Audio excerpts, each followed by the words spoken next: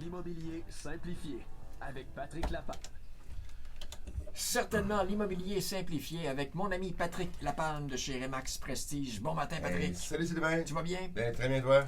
Très, très bien. L'achat d'une propriété, c'est une transaction majeure dans une vie. Heureusement, il y a des mécanismes qui sont là pour protéger les acheteurs. Effectivement.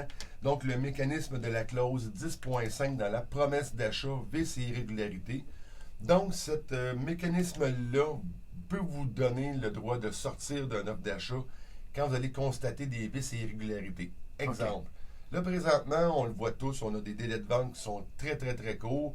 Donc, le client vendeur qui veut mettre sa propriété en vente va avoir des devoirs à faire naturellement de faire recommander son nouveau certificat de localisation s'il est âgé ou s'il y a eu des modifications à l'intérieur de la propriété. Et aussi, il va falloir s'assurer qu'on ait tout le dossier de la propriété, de la municipalité aussi, pour éliminer ces faits-là. Ce qu'il faut savoir avec les délais très, très, très courts de transactions que nous avons présentement, c'est que si notre certificat de localisation met la propriété en vente, un exemple, aujourd'hui, on pourrait l'avoir vendu d'ici 2 semaines, peut-être 3 gros maximum.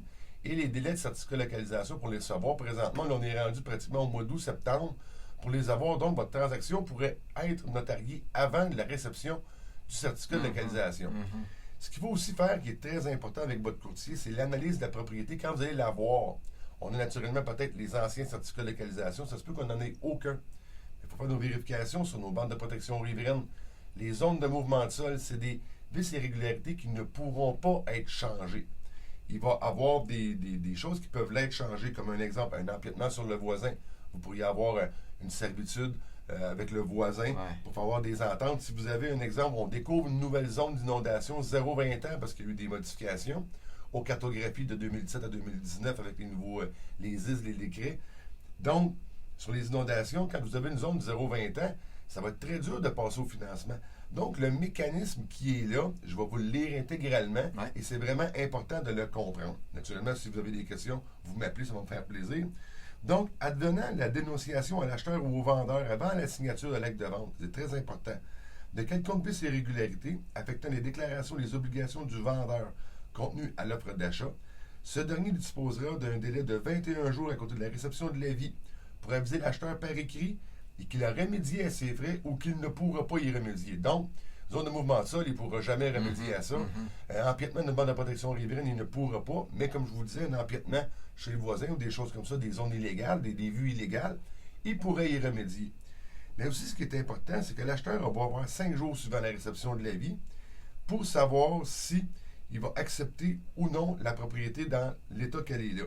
Donc, lui, il peut acheter avec les vices et irrégularités soulevées, donc les obligations vont être en diminué par rapport au vendeur, ou il peut rendre la promesse d'achat nulle et non avenue en conséquence, et que les honoraires, dépenses et frais raisonnables engagés par l'acheteur et le vendeur seront à la seule charge du vendeur. Donc, le vendeur, en plus de ne pas vendre, aura les frais. Exactement, parce qu'il peut aussi avoir une chaîne de transactions. On peut être rendu au 3e vendeur que tous les clients, il faut qu'ils rentrent d'une propriété à l'autre, et la dernière propriété, il y a un vice irrégularité qui n'a pas été soulevé, qui ne peut pas être changé, et qui va faire tomber une chaîne de transactions. Donc, il faut vraiment être prudent et diligent. Quand vous allez être prêt à vendre votre propriété, vous l'avez en tête, commandez votre certificat de localisation. Le plus tôt possible. Le plus tôt possible, allez chercher et ayez une date de votre arpenteur géomètre. Et aussi, commandez tout votre dossier, permis de construction antérieur, tout ce qui a été mis sur la municipalité dans le dossier pour que vous l'ayez et que vous le remettiez à votre courtier. Parce que nous, on peut faire les demandes pour vous, pour aller chercher les documents. Ça va être beaucoup plus long que vous-même passer directement à la municipalité. C'est souvent ces faits-là que les gens ne comprennent pas. Il faut vraiment s'assurer qu'on ait tous les documents avant même la mise en vente pour éviter qu'un acheteur se retire de l'offre avec la vice irrégularité. Parce que si on comprend qu'on a une zone de mouvement de sol, elle ne pourra jamais être modifiée.